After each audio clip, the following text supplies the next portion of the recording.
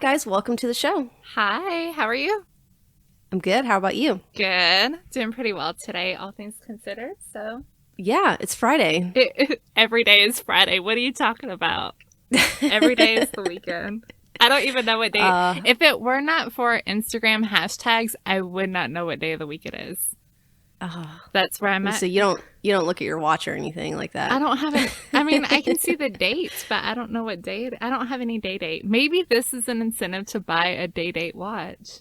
There you go. Any excuse to buy the watches. Exactly. All right. Well, we have a very exciting show today. Yes. We have a guest that we've both wanted on for a very long time. We both very much admire. And that is Miss Cara Barrett from Hodinkee. Hi, guys. Cara, how are you? Happy to be here. Thank you so much. We are so excited. Beyond excited. Oh, me too. A ridiculous, nerdy, girl crush level of excited. Oh my God, what? I'm just a regular old person. No, you're not. Oh my gosh. Well, y'all are so sweet. I'm so excited to be here. So I would say it's the perfect time to chat about watches and catch up with you gals, and just, I don't know, just happy to be here. Yeah, we, with all that's going on, we've had a lot of people reach out to us who have a little bit extra time that they normally wouldn't have. And so we've got a bunch of interviews scheduled, and then we thought, hey, let's reach out try. to Cara. Let's see if she's, what she's up to. So, we were so ecstatic that you messaged us back and you're on the show today. So. Yeah, of course. Well, I have unlimited time these days. Like most people, I'm not leaving the house, so you guys caught me at a great time. No travel, so I'm happy to be here and happy to be chatting with you on a Friday afternoon. And it is Friday. I know that it's hard to keep track, but it's definitely it really Friday. Is. No, it really is. Awesome. And you should get a date, but that's just, I'm biased. Yeah.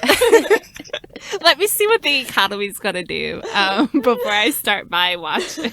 So I'm going to hold off on that. But in hindsight, now I know that for future watch collections, I need to find a date. It would be a very practical complication. So exactly, it's practical. That's what I'll tell myself. That's what I'll tell my bank account.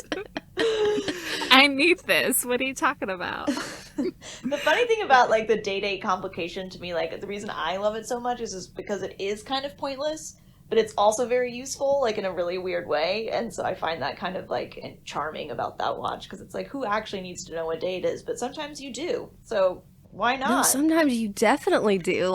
It's like a Tuesday and you think it's a Thursday. I mean, we've all done it all the time. Yeah, for sure. And fortunately for people who work the same shift, no matter what day of the week it is, my shifts change. So I need to. That's true. Yeah. So there's been a time or two that I've shown up for work at 9:00 in the morning thinking it was Tuesday, and really it was Wednesday, and I didn't come in till 12:30. So yeah, it's a practical purchase. I think I'm adding it. I got this. But yeah, so Cara, I don't know if you know this, but we just did our 50th episode, and you were actually, somebody had asked us a question on dream interviews, and you were one of our people, because we've both admired you for so long as women in this hobby. There's not a lot of women in this hobby, and then there's not a lot of female voices coming out of the hobby either. And I think you're definitely kind of what probably inspired, Kat and I to really kind of push forward and do something like this as well. Just because seeing more female voices and seeing how things have changed over the years. So we're super excited to have you on. Yeah, I mean, I'm happy to chat with as you said, there are not very many women in the industry, so it's always exciting to me when I see new people coming up. And I know that when I first started, it was kind of difficult just because it was intimidating, and I didn't really know many other women in the industry, even though they were there. So it's an honor to be here, and I'm just happy to be chatting watches. So Awesome. Well, for, I don't know, I guess some of our listeners may not be so familiar with you. Do you want to give kind of an introduction and then we can just kind of chat and hang out? So my name's Cara, and I've been working in the watch industry for about 8 years now. I started off at Sotheby's in the watch department there, and then started working at Hodinkee about 5 years ago as well, I started with no title, but I jumped in on the edit side because that's where we needed the most help and the most work. So I started writing for the site. I was not a trained journalist. I did not even consider myself a writer or a good one at that. And somehow I just kept at it. And I still wouldn't say I'm a good writer, but some people like it. So I'm like, all right, I'll try, keep going. But yeah, and so now I kind of do a lot of different things at the company. I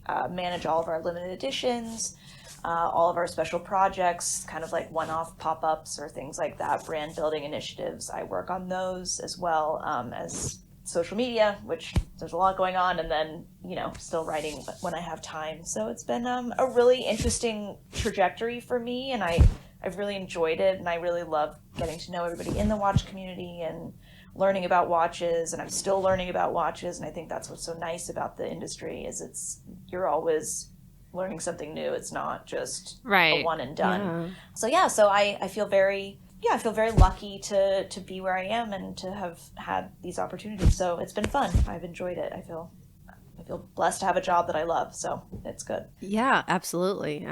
And did you have a love for watches growing up? Was that created later on when you were older, or was that something that started when you were really young? I don't have, a lot of people, I always used to be really embarrassed by this, because, a lot of people would have, an exact moment where they knew they fell in love with watches. And for me, it was more gradual. Growing up as a kid, I always noticed watches. My dad had a watch.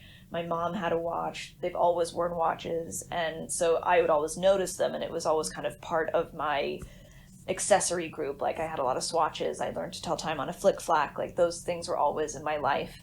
And then as I got older, I remember I saw a Cartier tank ad in a magazine when I was 16, and I was like, oh, that is a sick watch. I was like, that's if I ever get a watch, that's the watch I want. And so I graduated high school, and my dad actually gave me one as my graduation gift, which I was very lucky to get.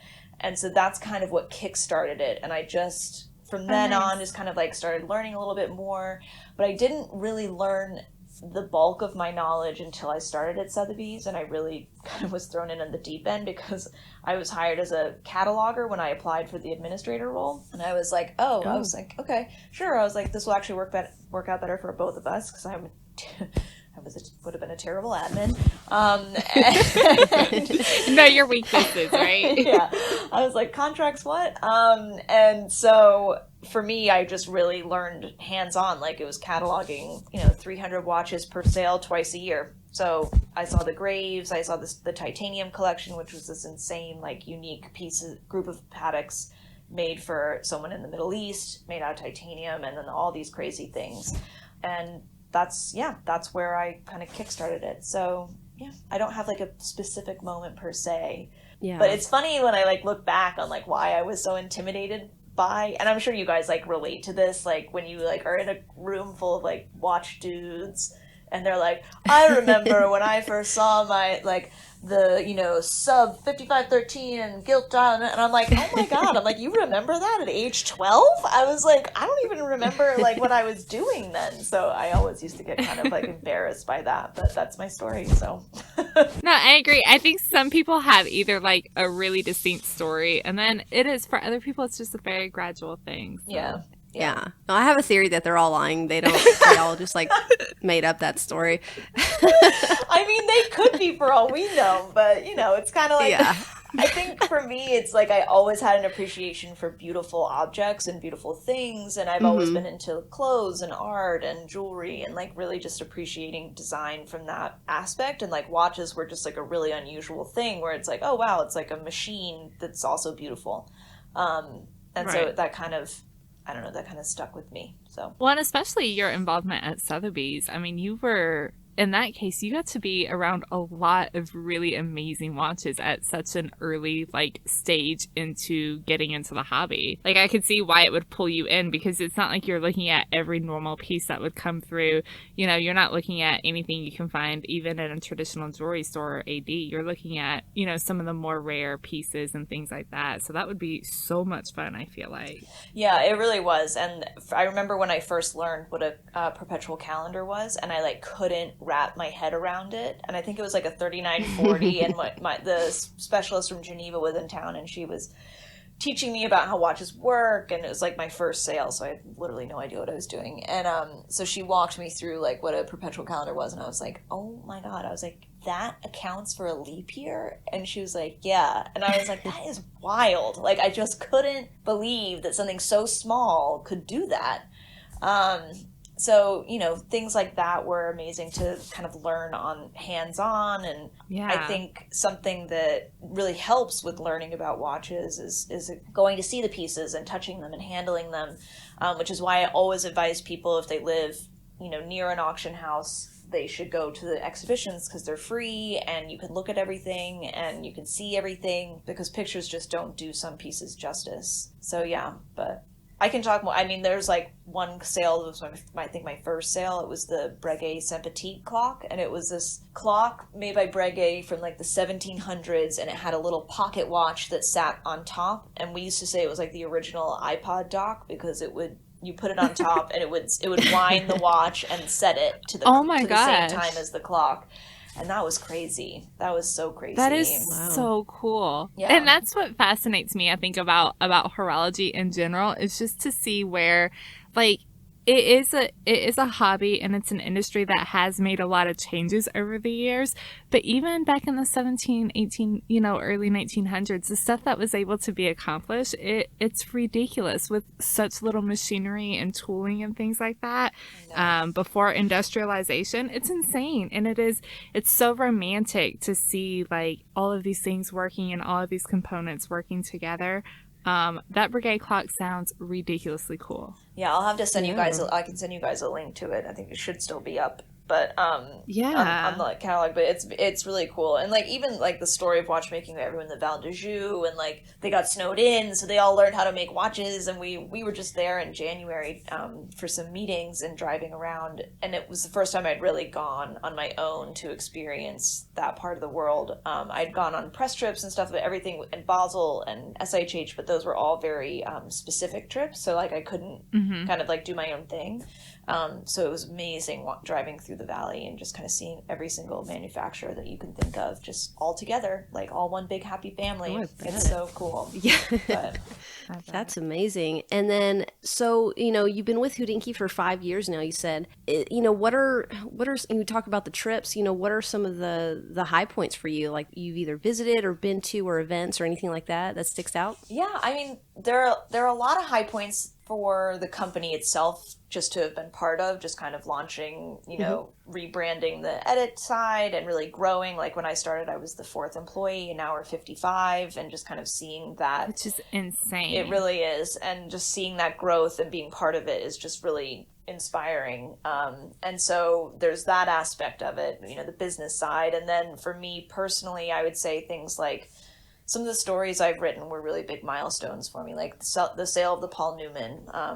I covered that with my colleague Gray, and it was really it was a really fun story to cover. And then I wrote the magazine story cover with Paul Newman about that, which I don't know if you guys have read. We didn't publish it online, but it's a kind of a different behind-the-scenes story about that watch.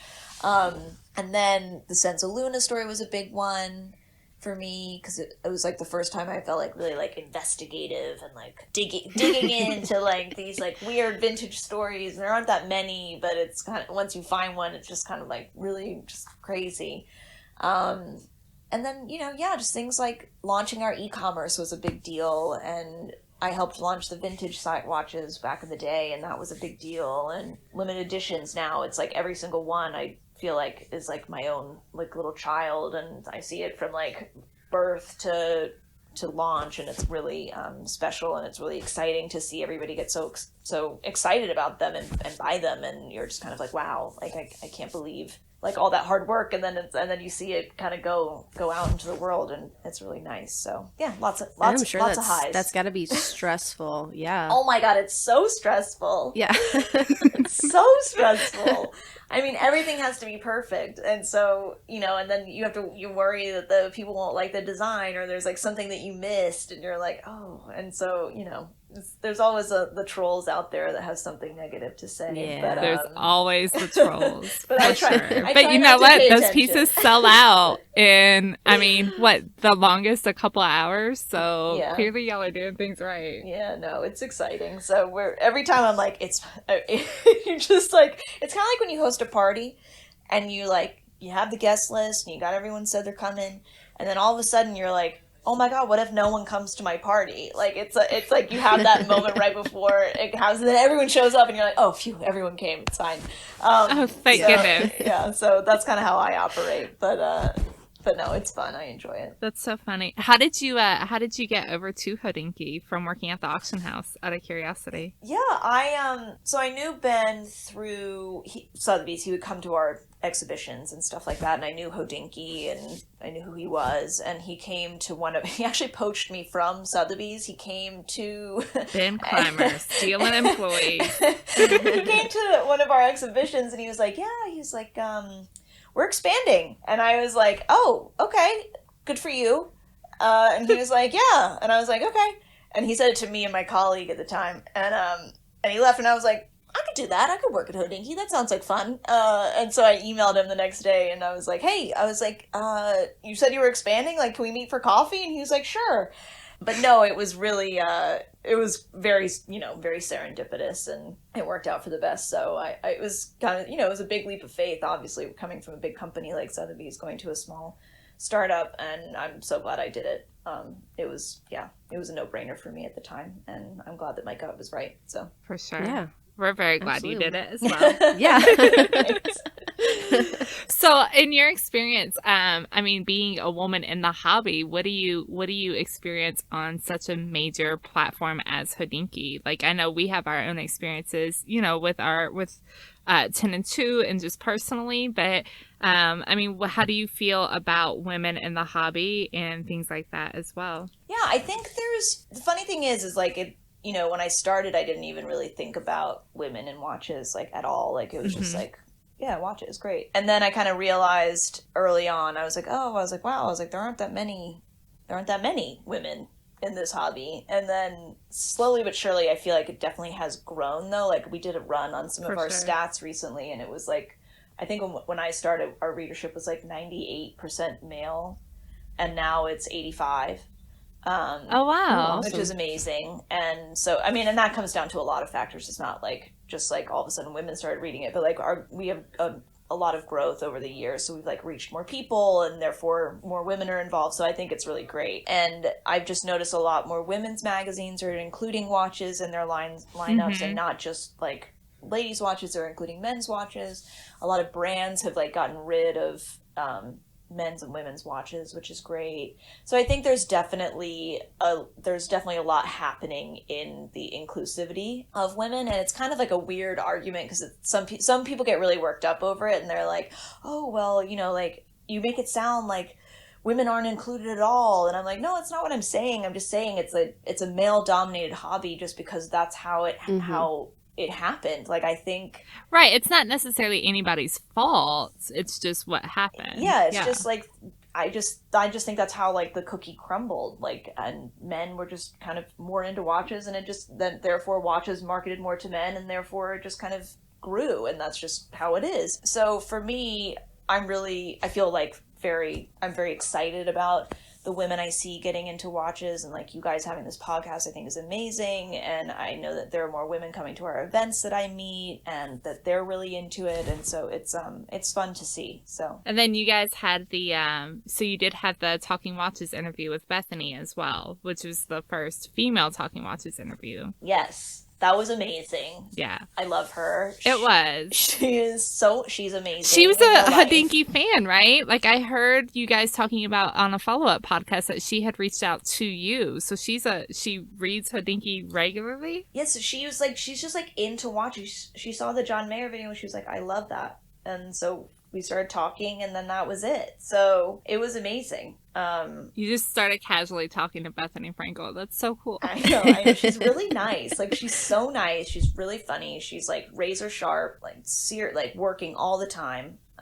Yeah. I really admire her, and like talking to her, she like is really in it. Like, she's really into watches, and she really likes finding them and hunting them down and finding things she likes and focusing on that. And so that was a peak moment for sure. I forgot to include that in my milestones at Hodinkee, but that was a really fun one. And it has been tricky to find female collectors to do talking watches with, and so I was really glad to kick things off with her. Yeah, everybody's answer is Ellen, as though anybody can just call Ellen DeGeneres and get her to like put aside an hour or two. It's so funny. I was like, Ellen. I'm like, no, we know. Like, we know, but we can't get a whole, like, if you know Ellen's people, let us know. Okay, but good.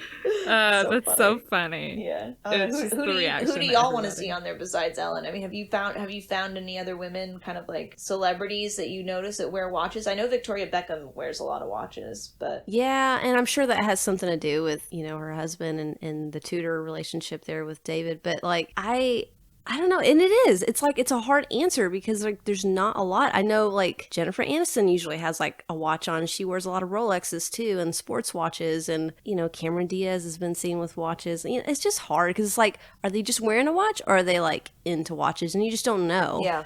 Yeah, that's true. Well, and then they're like a really high, not that, I mean, John Mayer is an insanely high level of celebrity, but he's super into watches. So that made sense. But you don't, like, how do you get a hold of Jennifer Aniston's people?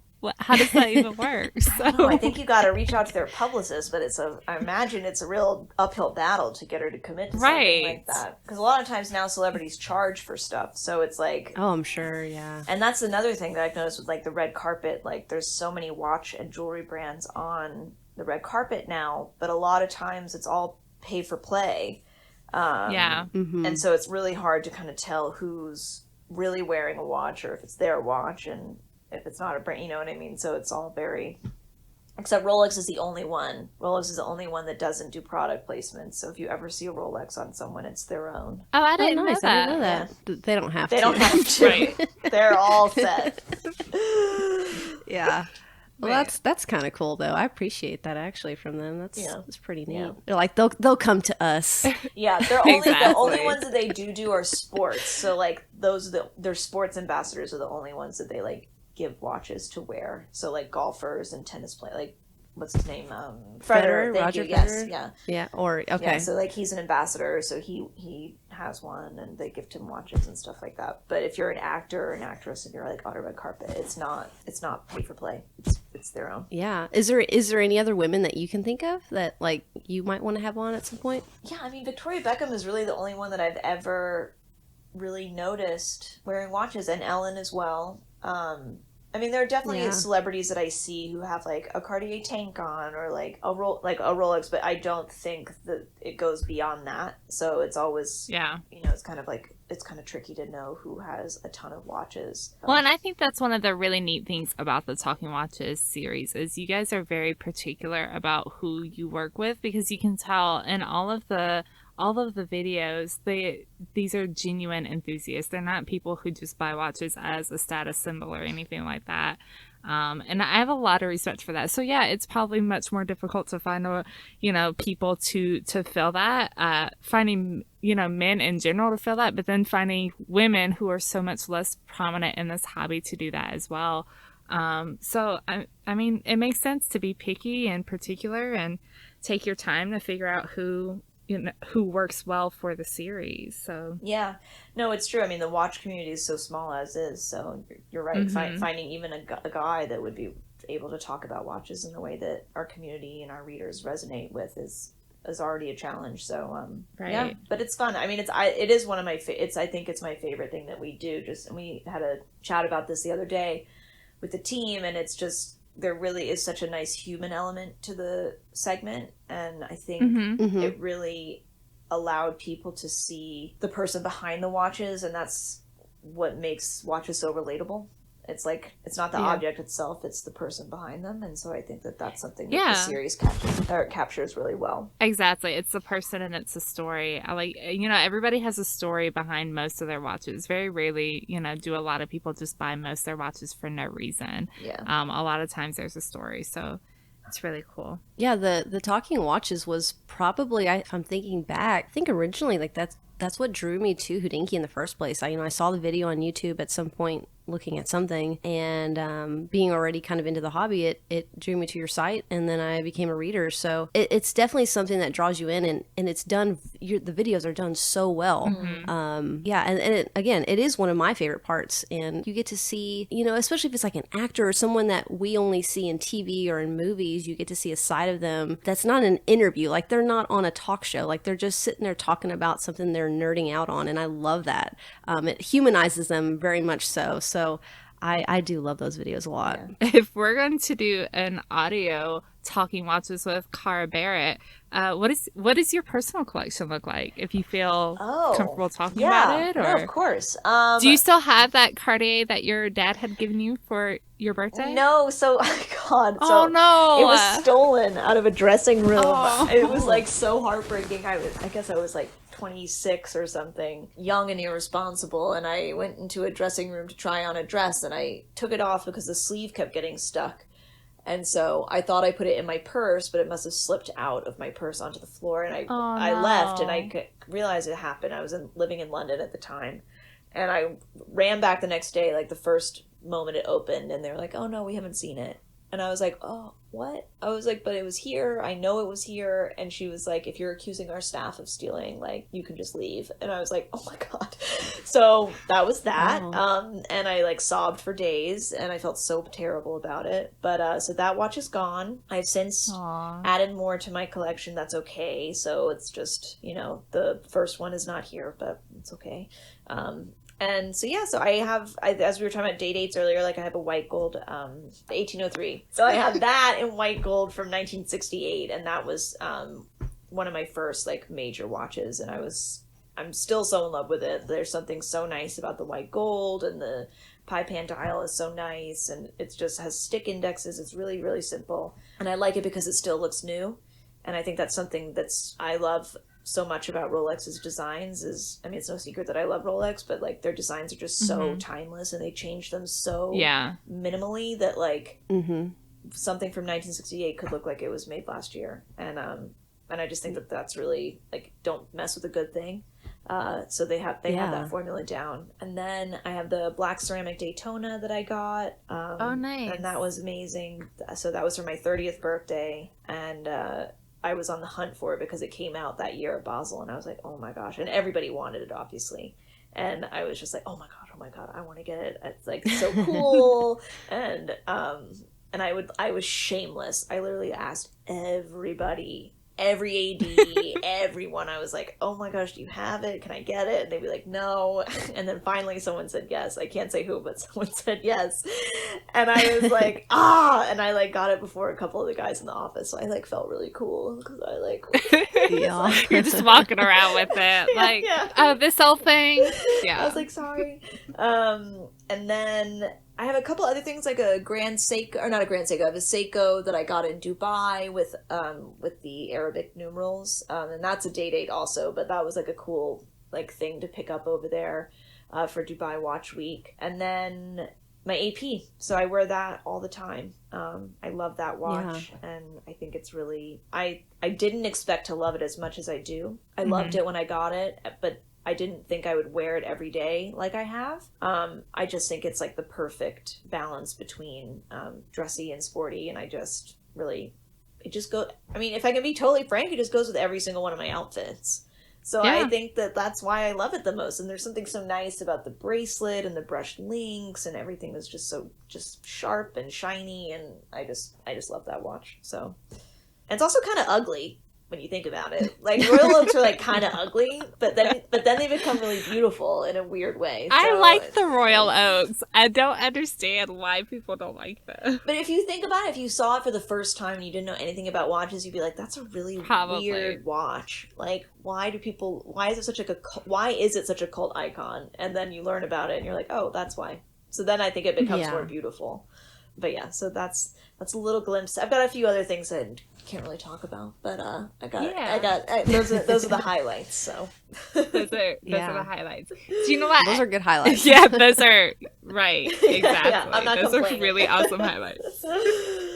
Well, so what I find interesting too is a lot of these are not what you would consider traditional women's watches. Yeah, I don't think I have a women's watch. Like, I'm actually thinking, I actually don't think I have one. Yeah. I kind of want one now, though. Like, my new thing is I was like, oh, I want like a proper ladies dress watch, which is like either like a gold bracelet watch, like a vintage one, like a Patek used to make really crazy ones, and then like, I mean, obviously this is like carte blanche, like no money matters, but like this is never gonna happen. And so like, and you know, you kind of like dream of like what you could possibly get, and you're like, oh, and then you realize how expensive it is. You're like, You're like, maybe I'll wait.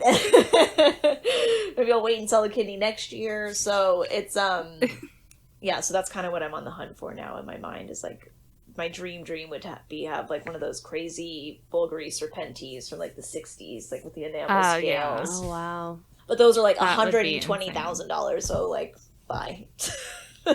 See you never. No, I think that's really neat. I just started getting into a little bit of vintage watches last year, and those are my only female, like, ladies watches are the vintage pieces. Like, everything modern I love. I mean, both of us were very much more into men's watches, and that's kind of, and we spoke about this a little bit earlier, you know, the thing with the industry is it's definitely lacking in a lot of women's designs. But yeah, I think it's really interesting to have heard your collection. I don't know why I thought that you had more, like, you had a stronger ladies watch collection. So that's I think it's because I talk about diamonds a lot on the site, and so I think people assume that I'm like only into gem set watches and ladies watches and stuff like that. But for my everyday, that just doesn't resonate with me, or my style. So it's funny. It's like almost like there's like a Jekyll and Hyde. It's like I have one personality that's like super into that gaudy and like over the top stuff, and then the real me is like actually far more practical. Not that a Royal Oak is practical, but I would agree. I mean, there are some ridiculously gaudy watches that I would love to have. I think Kat's Grail watch. Yeah. Don't you want the rainbow Daytona? I mean, doesn't everybody? Yeah, no, I definitely want that one. I want that leopard print dial one. That leopard print dial is so amazing. Those watches are insane. They are so cool. Oh my god. Why not? Everybody has that side that I would wear that with blue jeans and a t-shirt, whatever. Absolutely. Of course. No, and that's the thing. It's like, I think once you see a lot and once you learn a lot about watches, you kind of like crave something really crazy or different. And so when you start seeing these like wild gem set Daytonas or Submariners coming out, you're just like, oh my god, you're like, that's a thing? Like, you guys make that? And it's just really... But the thing with Rolex is they're good at making that stuff. Like, the stone matching is insane, and like, they have their own mines, and they really do a good job with that stuff. So it's really admirable. Rolex has their own mines? That's what I've heard. I've heard they have... Oh my gosh, I've heard they have their own, like, gold mines. I feel like but I've also, heard there's something so many rumors about Rolex that you just never know if they're true or not. So don't quote me on that. Yeah, okay. Breaking news, Cara Barrett. We'll title this episode All the Rolex Secrets. Yeah, all the Rolex secrets unveiled. Yeah. Oh man, we'll get all the clickbaiters with that one. Yeah, totally. No, but I mean, you know, what you said is true. Like, if you look at me and Caitlin's collection, for the most part, we own men's watches, and it's not that I like seek men's watches. We just find watches that fit our personality and style, and they just happen to be advertised as men's. But I think, you know, like you said, there's like this little secret part of me that's like 10-year-old girl and loves the diamonds and gemstones, but you know, no one would know that looking at my collection. I've got all these sports watches and you know, sometimes can be very masculine, but yeah, I love that. I love, you know, the diamonds and the gemstones and, you know, the fancier stuff too. But if I would wear it, I don't know, but I certainly appreciate it, Yeah. for sure. No, of course. It's what makes the hobby interesting. And people ask me in Catlin all the time, do we want to see more women's watches? And yes, we do, but then like we just want to see stuff we like, see stuff in sizes that we would wear. That's my main concern. Is like when I see a really cool watch and then it's 44 millimeters and I'm like, shoot, that one's out. And so that's why I do appreciate Rolex and like brands like Nomos, where they make the same watch and they just make them in different sizes. So it appeases a lot of different people, but it's the struggle. It's the struggle we deal with, and it's okay. No, it's true. I mean, it's true. I think men's designs are just universally more appealing to a lot of people. And I think with women's designs, sometimes there's always just something off for me. Like there's like, the typeface that they use for the numerals are just like not really what I'm into, or like the dial has like a wavy pattern instead of straight lines. Like I won't name who that is, but like it's just kind of like it's just like what, like why wouldn't you just keep it straight? You know what I mean? Like there's all these like little things that I think for women's designs they get a little, I don't know. It's just not my taste, and so I agree. They try a little too hard. Yeah, I feel like they're like, we got to go really, really girly. Like we can't just make it more of a feminine piece. It's got to be like super girly. And I think that's where they just like you got to just find that line. Yeah, no, but it's funny because like when you talk to a lot of these brands, they're like, oh well, like we sell women's watches like hotcakes all the time. So like they definitely have a market for it. So I think that there's just a smaller percentage of people like us who might be in between, who are kind of like skew a little bit more to the masculine watches than quote unquote masculine watches than the women's watches. And so it just kind of, I think eliminating having a men's watch and a ladies watch is a great idea. I think just like keeping it as is. I agree. And I think that's fine. And AP does that. Rolex does that. So I think it just sticking with that plan makes it feel more accessible to those who might not fall into either category. I totally agree. I think, brands say that they're selling more women's watches, but it's not necessarily that they're selling them to female enthusiasts. So again, like it's such a niche market anyways, women's pieces, but then you have like us who are really into the hobby, and we don't want the quartz or the all gold or the diamonds and stuff like that for our everyday life. Right. Because we know more about it. So we want, typically the more mechanical side and whatnot, and a good movement out of it as well. Not, just an Edibase, something like that hasn't had a lot done to it. We want something that's really strong and as far as the movement goes. And that's where watch brands are missing.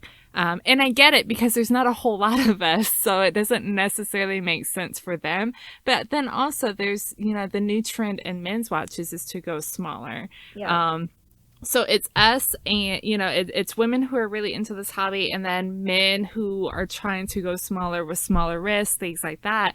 And we're all just kind of in this neutral place. Like, why can't you just take that 42 millimeter watch that's amazing and make it like 38 or 37 millimeters for the rest of it? Yeah. No, and I think a lot of guys feel that way too. So I think the watches have definitely gotten smaller, and I think that's a positive thing for everybody. But yeah, I mean, at the end of the day, these brands have a bottom line, and I think they have to make a call, and it doesn't always appeal to everybody. But I do think that brands like Omega really listen to the enthusiasts. And with like the 321 that they came out with earlier this year, like they really do care about the base, and I think that it's interesting to see that. And Cara, so like in New York, what is the watch scene like? Do you see a lot of women wearing watches out there?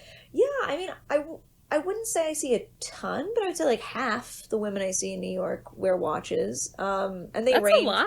And they range from they range from like a Daniel Wellington to like a Rolex or something like that. So it really depends. But I definitely am like trying to get my friends into it and convince them that if they can buy a nice purse, they can buy a nice watch, and it'll last longer. How is that going, out of curiosity? It's going okay. I've converted like 3 people, but but no, it's good though. And at the events we host, like our meetups and stuff like that, there are a ton more women who come, and they're also like the guys bring them, and that's always fun, and they kind of see how engaging it is. And the watch community in New York is really strong, and it's a really fun group, and it's always nice to see everybody out at the events and stuff like that. Yeah, I mean, looking at the pictures that you guys post online, I mean, it looks like a packed house, and that makes me really happy, actually, because I like seeing a lot of people come together for watches, and it always almost shocks me that there's that many people that are just like, hey, let's go to the,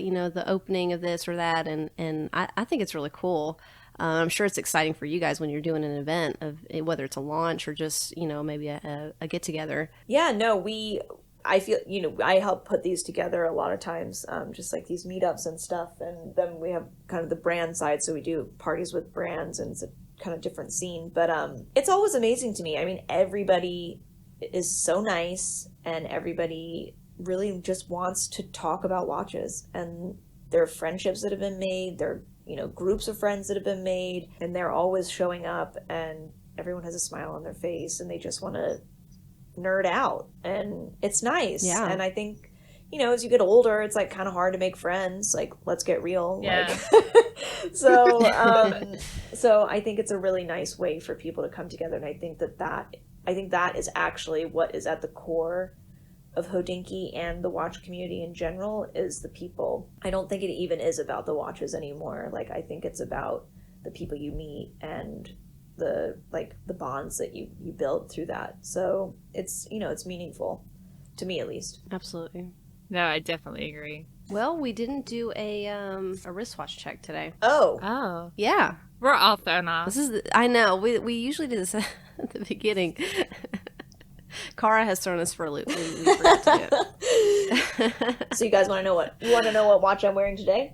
Yeah, let's start. Let's start with you. I am wearing a Tudor BB58. Nice. Ooh. Yeah, I really like these watches. They're so comfortable. Very, very nice. Is this like a test drive of it, or are you just checking it out? No, it's mine. I forgot to highlight. Oh, I forgot to okay. highlight it in the in the collection. But I got it earlier this year. It's just like, I think it's one of the best watches that Tudor's come out with, and it fits well, and it fits everybody, and it's just really a great design. It is. That one is really perfect. They nailed it. I've owned one of the regular Black Bays, and I found that it was like really big and bulky. Mm-hmm. And then a friend let me borrow his Black Bay 58, and it was just perfect. The gilt wasn't for me personally, but I'm just like anxiously awaiting for Tudor to come out with some other colors, whether it's burgundy or blue or something, or green if they were really nice. But you and your green, oh my gosh, I'm dying for that green. But no, it's such a fantastic watch, and I think it's going to be a classic. I mean, it's going to go down and just be one of these watches that you're going to see people wearing for so many years, because it's timeless, and they did what Rolex does with that piece. So that's a great watch. No, I love it. I agree. I'm sure they will come out with other colors. It's been such it's so popular that I think they would have to at some point. But yeah, I enjoy it. How about you guys? I have my Planet Ocean on, so I have a 42 millimeter white Planet Ocean on a vintage OEM shark mesh bracelet. Ooh, cool. I love this watch, and I don't wear it a lot during fall and winter because I typically go more for like leather straps, and I don't like this watch on leather. But it's 80 degrees today, so I'm like ready to rock out for spring and summer, though I can't go get a pedicure because the nail salons are closed, so the struggle. This is the struggle. So your summer watch will have to do. Summer watch will have to do. I can't rock out like flip-flops just yet or anything else. Well, I'm in my house by myself, so yeah, I guess I could. But yeah, that is what I have. Yeah, I love that Planet Ocean. And one thing, like, it's a 42 millimeter, but it does not wear like 42 millimeters at all. It wears really, really well. I love it.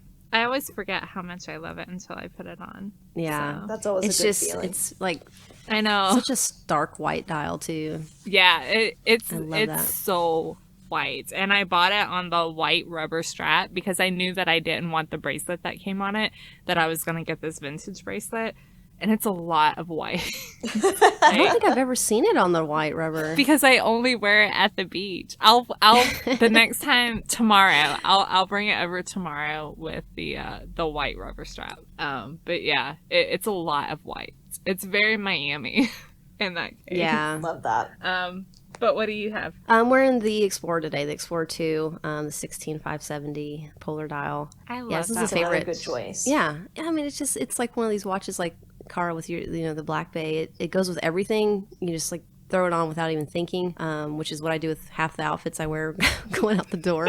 So it's like the perfect watch. You don't have to think about it, But I love it. I love it because of that. I like that it goes with everything that I have, and it's really durable and it's waterproof. And, I always have this idea like, oh, I really need a watch that's water resistant. And you never know, like I could be like, I don't know, I feel like I'm going to go swimming at any random moment. I never do. but it goes through my head. A lot in Nashville now, so.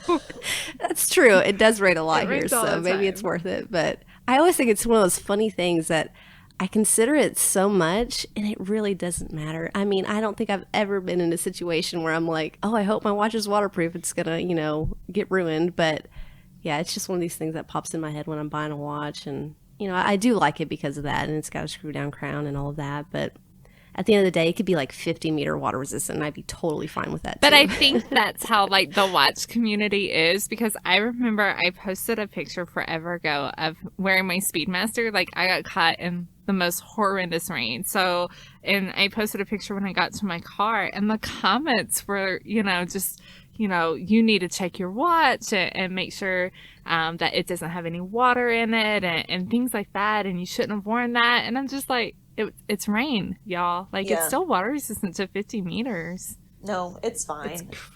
Those watches are tool watches. They're like meant to be. Right. They're meant to be like used, and like whether that's like falling in a pool or getting caught in a rainstorm, like I don't think that's up. That's no. You can't be too precious with your things. You know what I mean? Because like otherwise you have to wear them. No, because I dinged my bezel on my Speedmaster so hard on my car trunk like 2 days ago, and I am devastated. Okay, that's different. That's different. It hurt, like, and I was telling my neighbor was outside, and he heard me use some language, and he's just like, "What, is the car messed up?" And I said, "I didn't even check to see if there was a scratch on the car." We're like, worried no, about this ding in my bezel. They see me outside taking pictures of watches. They know I'm weird. It's fine. That is so funny. Yeah. But yeah, it's crazy how different we are about our watches. Then especially back, for what they were designed for. That's why you don't see a lot of vintage Speedmasters and things like that in great condition. Yeah. Could you imagine actually wearing like your watch to go do manual labor or I don't know, anything? It's crazy. Like that's what a G-Shock is for, right? What about Grail watches, Cara? What is your do you have a Grail watch? I mean, I have a Grail watch, but it's a watch I know I'll never have, if that makes sense. Yeah. But that's the fun part. Yeah, no, I mean, for me, it's always been the 3448 in white gold from Paddock. It was their first automatic perpetual calendar. And I've just always loved that watch. I remember when I first saw it at Sotheby's, I thought it was so cool, and the design was just so different, and that's just always been it for me. But that is like a $500,000 watch, so good luck to me. So it will remain on my Grail list probably forever. But do you have an achievable Grail, something that you really if you saved up all your pennies in the next couple of years, you could probably get? Let's see. It would probably go back to I really do want to have kind of one of those vintage Bulgari, not the scale ones, but the Tubagas ones. Those are a little bit more achievable. So those are the vintage ones. They used to have these crazy little manual movements in them from JLC and Vacheron, and sometimes the dials are double stamped. So that's always something that's been on my list. So that's fun. Yeah. That's super fun. So. Absolutely. Cara, has your family, have they, I know once I started really getting into the hobby, I have family members now that are they show me all their watches and they hey, can you help me find, this and that? And I'm sure working for Hodinkee, that has probably happened to you a time or two. Has your family gotten into watches more since you've started working in the hobby? Yeah, definitely. No. My dad was always kind of into watches in the sense that he had one or two nice watches, and now he's really, really into it. but he, you know, he's very particular about what he wants and what he's looking for. And so there was one time where I was helping him find something, and he achieved it. And afterwards, I was like, okay, I really think it would be a good idea if you establish a relationship with an authorized dealer yourself. I was like, because you're one of the more difficult clients I've ever worked with. I can't do this. Oh my God. I was We're like, done. I love It's you for the so benefit much. of our relationship. I love you so much. You're my dad, but I can't help you with this anymore. That is too funny. So, no, but he's great, and it's been fun, like, kind of seeing him get really into it. And, you know, he bought, like, actually, my mom and I gave him our limited edition IWC for his birthday, I think like last year or 2 years ago, and he really loves that, so he's been wearing that a lot. So yeah, he just recently got a white gold sub that he loves, so he's really like is really getting into it. Yeah, he's really getting into it. And so it's been fun, and like it's nice to kind of see. It's nice to have him kind of. He'll be like, "Oh, what do you think about this?" and like, "What do you think about the value of this?" And so it's been kind of fun to have that conversation with him. But yeah, so it's been good. It's been No, I think it's adorable. Like we'll have like family get-togethers, and now everybody brings their watch over to me, and they're like, "Look what I'm wearing," and I just think it's the cutest thing ever that they care, and they care about like what we do and our hobby, and it's just like this weird thing. And I think if it was like anything else, like person that was into cars, like I don't think that would happen. And it's just that it's watches, and it's just funny. Yeah. And I love it's one thing I love about this hobby. Yeah, no, it's definitely been. I whenever our swatch comes out, I send my friends the links, and I'm like, "Hey, this is live. Like, this is a good Christmas present for your husbands." And so Those now, swatches are so cool. Yeah. I'm they're waiting fun. on the 1988 one. Like, any moment, the second that comes out. I'll take a mental note of that one. But Please, yeah. shoot a girl a text. Something. But yeah, so it's been funny because I'll like hang out with them, and their husbands were wearing it, and they'll be like, "Look," and I'm like, "Oh my God," I'm like, "That's so cool," and they're like, "Yeah, I love it," and I'm like, "Yeah." So, but that's fun. No, that's a lot of awesome. fun. Seeing more people get into the hobby because of like talking to them, it's so much fun. I love getting the text from people that, you know, I just kind of barely talked about watches with a few times. And then, you know, now they have watch collections that are, you know, way cooler than mine. And I'm just like, oh, well, that's awesome. You're like, good for you. Yeah. Yay. Let me borrow that. Yeah, yeah. You're like, remember that time? That's awesome. So, Cara, I remember seeing maybe a week or two ago, it might have been longer than that now, but on the Hodinkee page, there was on the Instagram some pictures of like a photo shoot with some women and watches. yeah. Is that an upcoming project? Yes. So our next issue of the magazine is coming out, and it'll be out mid-May, God willing. And we're doing our first female fashion shoot, so you will see Awesome. some cool women in the magazine this go round. So I produced the whole thing, and it was really exciting, and it was something I'm really proud of. So hopefully everybody else enjoys it too. So No, I remember seeing stay the tuned. stories, and they were fun. Yeah, the stories was like, I was like, oh, this looks badass. I don't know what it is, but I'm excited It looks about awesome. it. yeah, it should be good. So you'll have to wait until see the final product, but it'll be really cool. Yeah, I'll hope, knock on wood, that the issue and you guys don't have any hiccups with everything going on right now, and it still comes out on time. Yeah, I was told it's still a go, so that's what I've been told. So that's what I'm hoping. That's for. what we're going with. Yeah, exactly. That's what we're going with. So, but I'll be sure to send you guys an issue when it comes out. Oh, thank you. Yeah, thank you. Of course. That's awesome. Of course. Something good to look Yeah, forward to. exactly. Hopefully, you'll be out of your house. Since all our by movies are taken away, we have nothing fun to do anymore. then. Oh yeah, no Speak for internet. yourself. Netflix has been quite entertaining lately. So Oh my gosh, have you guys watched? That's Tiger true. King? Tiger King, yes. Oh. No, I haven't watched it Kat, yet. you Watch have it. to watch it. We I need. keep hearing that I we need need to Okay, talk about weekend this. binge. It is. We I'm need only to- halfway through, but it is crazy. It gets crazier. I gosh. promise. I'm just off work. I don't even get to work from home. I'm just off. So I have nothing to do all day but watch Netflix. So yeah, it's insane. I binge watched it in a day, and I shouldn't be proud of that, by the way. I should go do other things. No, I don't think you're alone. I think a lot of people binge watched it. It was insane. And it just, if you're halfway through, oh man, it just gets so much more crazy. I can't even deal with it. Like, you don't know how to explain it to people. It's weird. Yeah, it's really strange. And everyone's so passionate. They're like watch enthusiasts, but for cats. Yes. But like, oh, I thought it was about a tiger. Well, exotic for cats. big cats, yeah, exotic cats. No, Okay. tigers and lions, but mostly tigers. Interesting. So you have to watch it. Okay. It's all right. I'll binge it this weekend. I have nothing else to do. So Jonathan's gonna hate me. Like, why did you tell Kat to watch this? So Tiger King is number 1 right now, and then I've been trying to like, I've been like painting and trying to like read. And oh, you're like, so productive. I'm trying, but this is like the first time I've like really focused on that because I'm like, I'm like at home with my parents, so I'm like, okay. So like I watch all my shows on my iPad, but I'm a big Law and Order SVU fan, so I've pretty much seen all the episodes, and I get really excited when I see one that I haven't seen.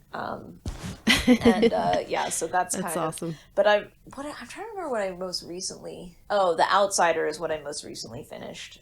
I've heard that It's one's really, good. really I haven't good. seen it yet. It's really, really good. Did you like the way it ended? I honestly thought the first half of the series was better than the second half. I thought it kind of trickled a little bit and got a little slow.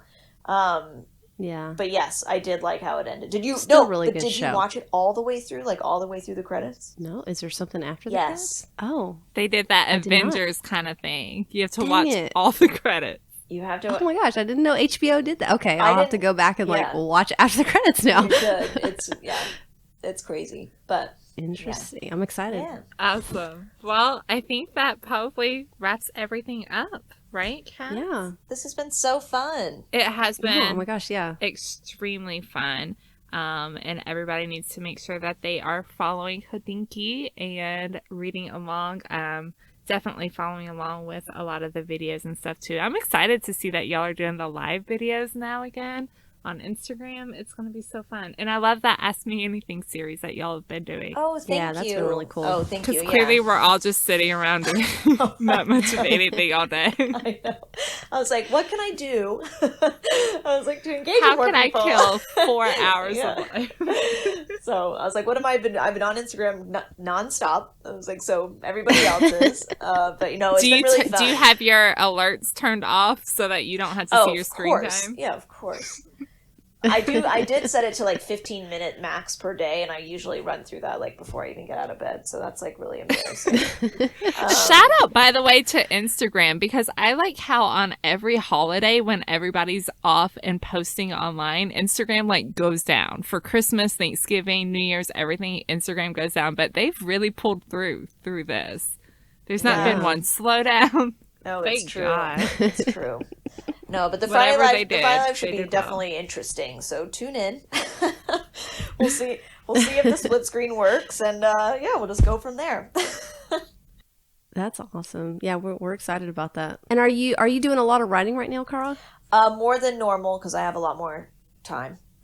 Yeah. So you'll be seeing my byline on the site a little bit more during this downtime. Awesome. So. Yeah, I've been a fan of your writings for a while. There was an article you did. Oh, I think it was probably last year now, and it was oh man, I can't remember the actress's name in Top Gun. But you were talking about her watch. Yeah, the Top Gun article. It was a lot of fun. I remember laughing as I was reading through that, and it was fun. It was lighthearted, and those are the kind of things I enjoy. Yeah. Yeah, that was I was like, I'm gonna write about this. Everyone was like, all right. Do whatever you want to do. But I'm glad you enjoyed it. Yeah. Well, it's been a blast having you on. Like I said, we've been just so excited to have you, and the fact that you said yes and came on the show today is amazing. Thank you for having me. It was a blast. I had so much fun. And don't be a stranger. I'm always around. So We won't be now. We're going to assume that we're all best friends. Enjoy. All right. Well, thanks guys for listening, and make sure you head over to our website, www.10and2.com. We'll make sure that you're following us on Instagram and Facebook at 10 and 2 Media. And then we'll also have this podcast on our YouTube channel, 10 and 2. And that is all. All right, guys. Well, we will talk to you later. Thank you again, Cara. Thank you. All right. Bye.